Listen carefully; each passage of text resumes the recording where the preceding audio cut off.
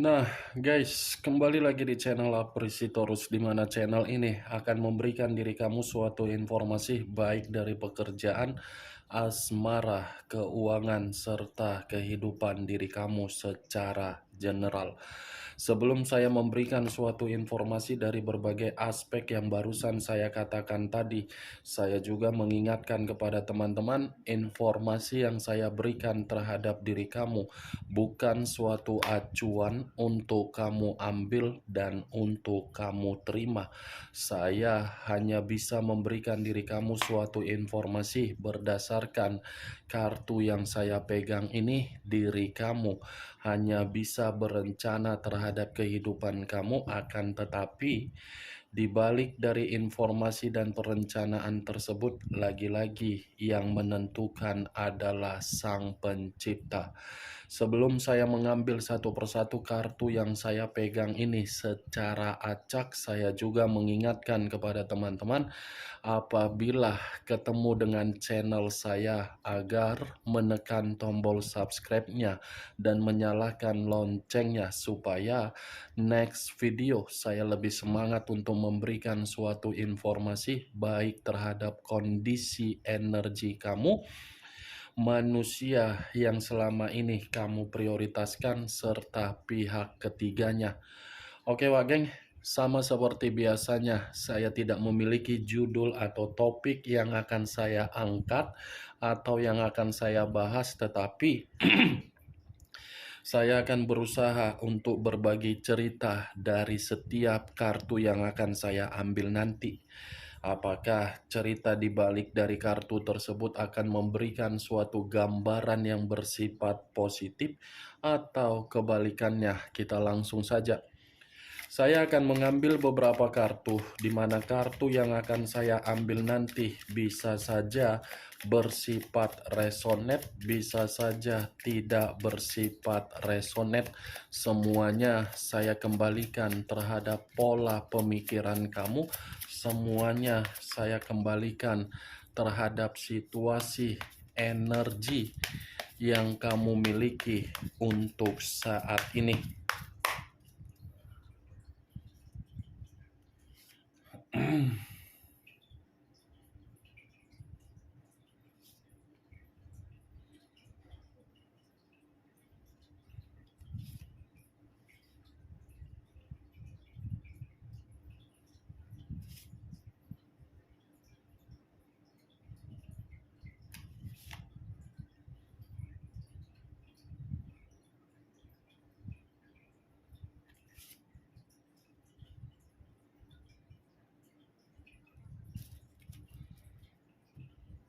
Nah, guys, di depan saya ini sudah ada beberapa kartu yang sudah saya ambil secara acak satu persatu dari tumpukan kartu yang saya pegang tadi.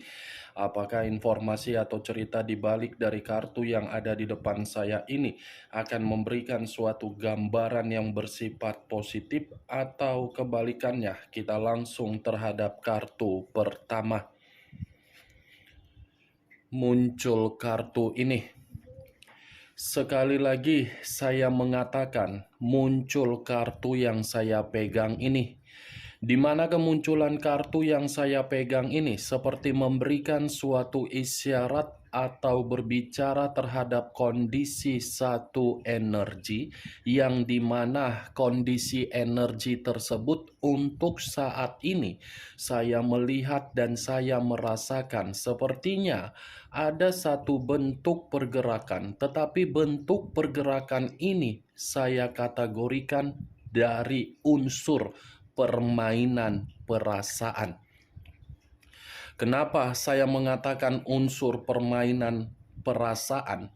Perasaan yang dimainkan seperti hanya bisa termotivasi dan memiliki sikap antuisme, di mana sikap yang termotivasi seakan-akan berimajinasi dari komitmen agar komitmen tersebut bisa memberikan kebahagiaan, tetapi nyatanya motivasi tersebut seperti tidak sesuai dengan keinginan. Ibaratnya perasaan yang dimainkan di dalam satu ikatan komitmen, komitmen tersebut seperti komitmen yang rawat inap. Rawat inap dalam arti apa? Penuh dengan kekecewaan. Rawat inap kategori apa? Banyak kecacatan. Kecacatan dan kekecewaan bukan berarti satu energi yang melakukan hal tersebut, tetapi orang yang diprioritaskan yang melakukan komitmen itu sehingga menimbulkan dan mengharuskan komitmen tersebut harus rawat inap.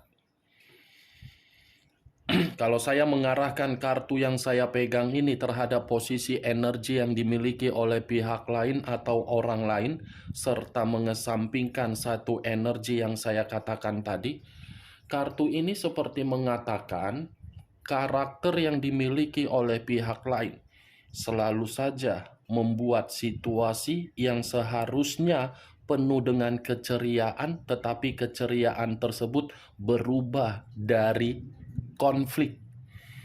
Yang seharusnya komitmen bisa berbicara mengenai kehangatan, tetapi jangankan kehangatan, malah memberikan gesekan permasalahan. Apa yang barusan saya katakan tadi bisa saja mengarah terhadap posisi energi kamu, dan apa yang barusan saya katakan tadi bisa saja mengarah terhadap manusia tersebut. Akan tetapi, sebelum saya memberikan suatu informasi terhadap kemunculan kartu yang saya pegang ini, terlebih dahulu saya akan mengarah terhadap diri kamu sebelum saya mengarah terhadap manusia tersebut. Sebelum saya mengarah terhadap manusia itu, terlebih dahulu saya akan mengarah terhadap diri kamu. Di mana ketika diri saya mengarah terhadap posisi energi kamu, baik secara pemikiran, perasaan, atau kondisi batin kamu, dari ketiga aspek yang barusan saya katakan tadi, sepertinya kamu ini menghadapi seseorang yang kamu prioritaskan, tetapi seseorang yang kamu prioritaskan tersebut adalah orang yang begitu sangat cerewet. Cerewet, apa sedikit marah-marah, apa sedikit marah-marah. Pembawaannya selalu pembawaan emosional, pembawaannya selalu banyak menuntut, pembawaannya hanya selalu memberikan pertengkaran, pembawaannya hanya selalu memberikan kebohongan, pembawaannya hanya selalu menciptakan kekacauan. Saya rasa ucapan yang saya katakan tadi tidak mungkin untuk tidak kamu benarkan. Pasti kamu benarkan.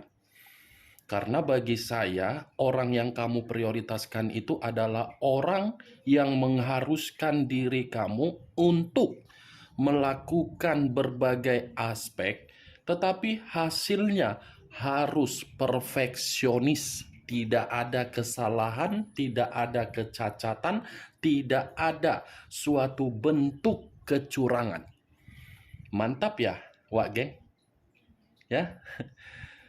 Yang namanya komitmen itu pasti ada namanya kesalahan. Tetapi orang yang kamu prioritaskan tidak mau untuk mentoleransikan kesalahan yang kamu berikan. Sekecil apapun kesalahan yang kamu berikan atau sekecil apapun kesalahan yang kamu lakukan, baik secara sadar atau tidak sadar, pasti kamu menjadi bahan perkataan untuk dikata-katain dari orang yang kamu prioritaskan. Seakan-akan orang yang kamu prioritaskan adalah orang yang begitu paling sempurna. Seakan-akan orang yang kamu prioritaskan tidak pernah melakukan kesalahan, padahal jauh lebih besar kesalahan yang dia berikan terhadap diri kamu, tetapi diri kamu selalu saja menutupi kesalahan dia. Mantap ya. Berarti kalau saya contohkan, orang yang kamu prioritaskan itu lebih mementingkan penampilan daripada isi dari penampilan. Saya hanya mencontohkan, Wak Geng. Manusia itu hanya melihat cover dari diri kamu. Tidak peduli bagaimana isinya, yang penting covernya. Kalau kamu memberikan kesempurnaan, manusia itu menjunjung diri kamu. Kalau kamu memberikan kesalahan, manusia itu langsung main tangan. Begitu juga terhadap apa yang dia minta. Kalau ada suatu kondisi yang membuat diri kamu tidak bisa untuk memberi apa yang dia minta, mungkin manusia itu akan menjadi orang yang cacing kepanasan. Apa yang barusan saya katakan tadi, Wak Geng, itu masih berdasarkan dari pergerakan energi kamu. Belum acuannya dari kartu yang saya pegang ini.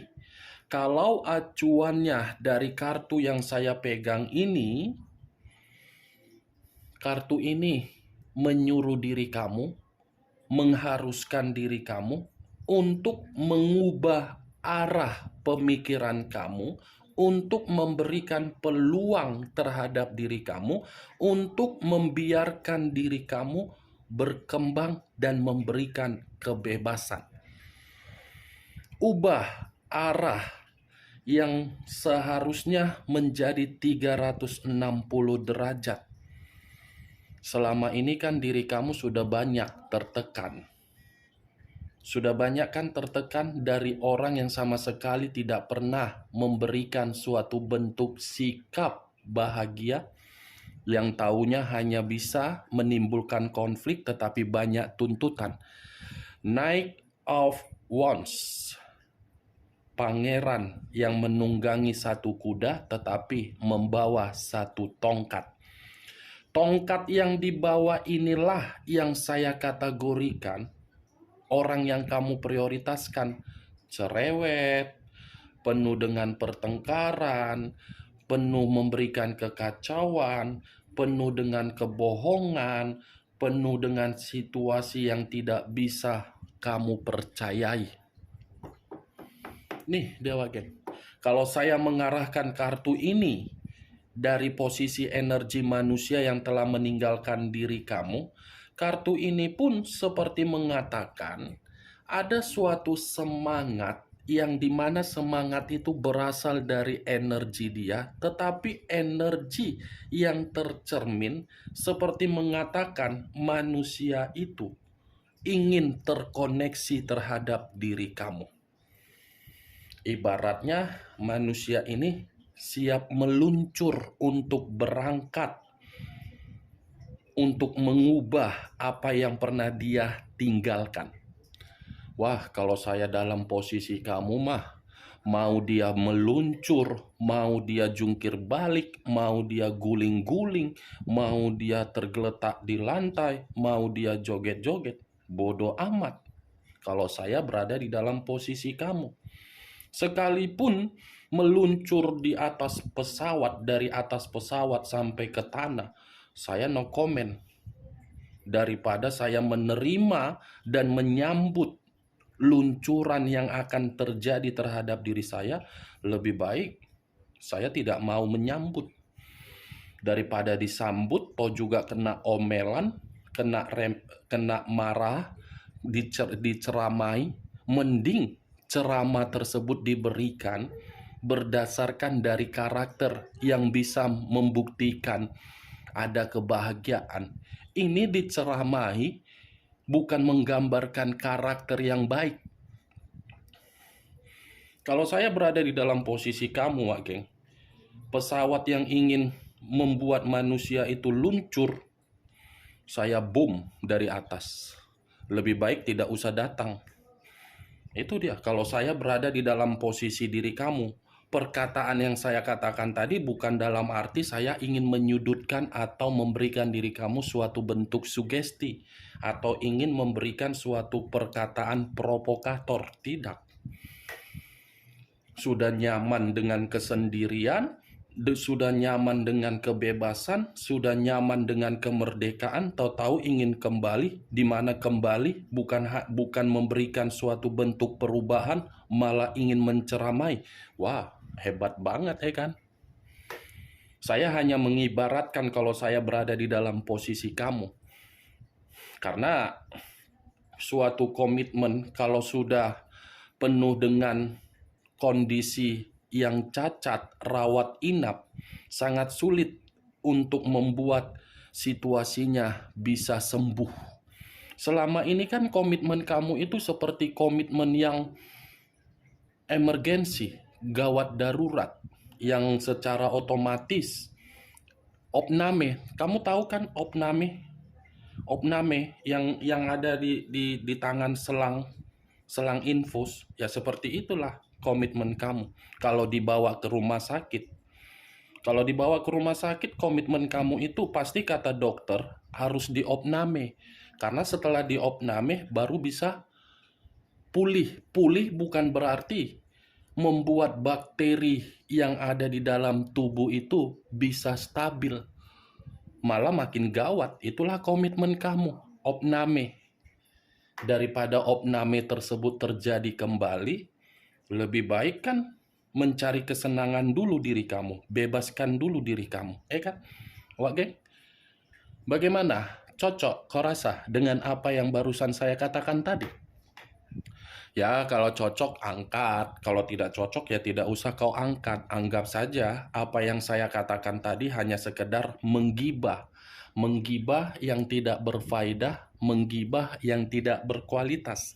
Setidaknya kamu kan mengerti kartu pertama yang saya katakan ini, komitmen yang opname. Kemunculan kartu yang saya pegang ini bukan berarti saya ingin membahas bagaimana situasi energi kamu, walaupun saya tadi mengatakan komitmen kamu itu adalah komitmen opname. Yang ingin saya bahas dari manusia tersebut. Apa maksud dan tujuan dia untuk berangkat meluncur terhadap diri kamu? Muncul kartu King of Wands. Tadi kartu pertama yang keluar pangeran. Sekarang kartu kedua yang keluar giliran raja dan ratunya. Yang dimana giliran raja dan ratu yang seakan-akan seperti sudah belajar dari pengalaman, yang dimana pengalaman tersebut sudah menyakiti diri kamu, yang dimana pengalaman tersebut seperti tidak mau lagi untuk kehilangan diri kamu, yang dimana kartu kedua ini seakan-akan memiliki sikap percaya diri bahwasannya akan mendapatkan suatu kesempatan dari diri kamu. Tidak berbeda jauh dari kartu pertama, pangeran dan raja. Sama-sama tinggal menunggu jam tayangnya. Jam tayang yang akan datang terhadap diri kamu, tetapi tinggal menunggu diri kamu juga. Apakah diri kamu menyetel jam tayang tersebut untuk kamu tonton atau untuk kamu persilakan masuk? Ini dia, Wak Geng. Muncul kartu Four of Cups. Terdiri dari 4 cawan. Kalau saya menarik satu cawan dari keempat cawan yang barusan saya katakan tadi, justru kartu ketiga ini 25% dari sikap energi kamu. Yang dimana sikap energi kamu ini sudah tidak memperdulikan mau dia meluncur, mau dia guling-guling, mau dia jungkir balik, mau dia bagaimana situasinya, diri kamu ini sudah tidak menyambut manusia tersebut. Kenapa diri kamu tidak menyambut manusia itu? Karena memang posisi energi kamu ini sudah benar-benar merasa bosan, merasa menyesal, merasa frustasi, merasa sudah tidak mau lagi untuk memberikan kesempatan, dan diri kamu ini sudah tidak mau lagi untuk fokus terhadap hal-hal yang bersifat energi negatif dengan kedatangan dia. Bagus itu Wak Geng, itu keputusan yang bagus. Walaupun dia datangnya dengan cara terjun payung, atau dengan balon udara, atau dengan pesawat, atau dengan mobil, atau dengan motor, atau dengan beca, atau dengan sepeda, kedatangannya, jangan kamu sambut. Ya, saya berbicara seperti ini bukan dalam arti menyudutkan manusia itu, tidak. Tenangkan dulu energi kamu. Setelah energi kamu tenang, baru kamu berpikir secara positif. Ya, karena kartu ini, sekalipun diri kamu sudah merasa frustasi, dia akan memanfaatkan berbagai cara, di mana ketika memanfaatkan berbagai cara, tujuannya hanya mendapatkan satu peluang dari diri kamu, yang dimana peluang tersebut karena manusia itu sudah sadar terhadap diri sendiri. Muncul kartu Five of Cups, tadi 4 cawan, sekarang giliran 5 cawan. Kalau saya mencoba menarik satu cawan dari kelima cawan tersebut, saya rasa satu cawan yang saya tarik ini, manusia itu yang merasa menyesal meninggalkan diri kamu, sehingga manusia itu siap meluncur terhadap diri kamu. Ya, bagaimana mungkin tidak merasa menyesal, karena diri dia sudah kehilangan yang namanya bentuk kebahagiaan di dalam diri dia sendiri. Itu dia. Ini manusia sudah kehilangan. Ini manusia bersedih. Ini manusia emosional. Ini manusia seperti berkonsentrasi terhadap diri kamu karena diri dia kehilangan diri kamu, tetapi masih saja fokus memikirkan bagaimana cara untuk mendapatkan peluang terhadap diri kamu. Muncul kartu Two of Swords. Two of Swords terdiri dari 2 pedang. Kalau saya menarik satu pedang dari kedua pedang tersebut, satu pedang yang saya tarik ini seperti mengatakan manusia itu bingung melihat perubahan kamu. Manusia itu seperti putus asa ketika diri dia mengetahui diri kamu ini sudah menutup koneksi terhadap diri kamu. Kamu yang menutup, dia yang buntu. Ya, bagaimana mungkin tidak buntu? Orang punya mulut seperti punya mulut yang begitu sangat cerewet. Selalu saja ada yang diomelin, selalu saja ada yang dimarah-marahin. Kan cerewet nggak orang yang kamu prioritaskan, Wage? Kalau laki-laki mungkin mulutnya ada 2 itu. Kalau laki-laki, kalau terlalu sering cerewet, mungkin itu bukan terlahir sebagai laki-laki. Yang seharusnya terlahir menjadi perempuan, tiba-tiba lahir ke bumi jadi laki-laki. Itu dia. Kalau laki-laki ya, relax lah dikit, Wak Geng. Saya kan mengatakan seperti itu biar jangan terlalu membusuk telinga kamu mendengarkan ucapan saya. Ya, Wak Geng. Muncul kartu Five of Wands. Terdiri dari 5 tongkat. Kalau saya menarik satu tongkat dari kelima tongkat tersebut, satu tongkat yang saya tarik ini seperti mengatakan kedatangan diri dia dengan cara berbagai cara, meluncur, jungkir balik, guling-guling, itu akan membuat manusia tersebut merasa menerima resiko. Karena resiko yang akan dia terima tersebut bukan datang dari diri kamu sendiri, tetapi datang dari orang yang ada di sekeliling kamu. Karena kedatangan manusia itu akan memberikan suatu konflik terhadap diri dia sendiri. Karena ini adalah kartu konflik, permasalahan akan timbul untuk menyudutkan manusia tersebut kalau manusia itu masih akan datang dengan cara berbagai cara. Terjun payung, pakai balon udara, pakai mobil, atau pakai pesawat, aku pun tak tahu, geng, dengan cara apa dia datang. Yang pastinya kedatangan dia itu akan menyudutkan diri dia dan dia tidak akan mendapatkan keuntungan. Oke Wak Geng, hanya itu yang bisa saya berikan informasinya terhadap diri kamu dari keenam kartu yang saya pegang ini. Tetapi sebelum saya menutup ucapan dan perkataan saya, sekali lagi saya mengingatkan, saya tidak memberikan diri kamu suatu bentuk sugesti agar sugesti tersebut bermain di dalam pemikiran kamu. Yang positif ambil, yang negatif buang. Sekian dulu informasinya. Salam kartu tarot, salam zodiak.